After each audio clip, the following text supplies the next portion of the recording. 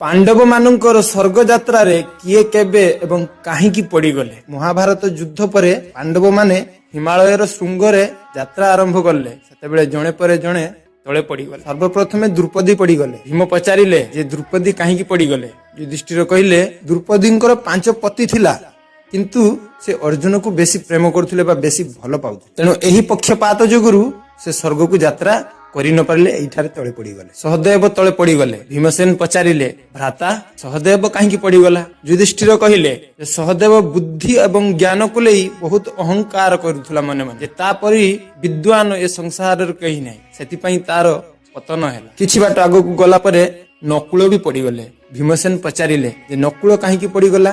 युधिष्ठिर कहिले नकुल सौंदर्य को नहीं बहुत अभिमान करुथुला। ता मनरे बहुत अभिमान थिला निज सौंदर्य को नहीं। सेतिपई से तळे पड़ीगला। किछि बाट आगु गला परे अर्जुन भी तळे पड़ीगले। भीमसेन पचारिले अर्जुन काहींकी पड़ीगला।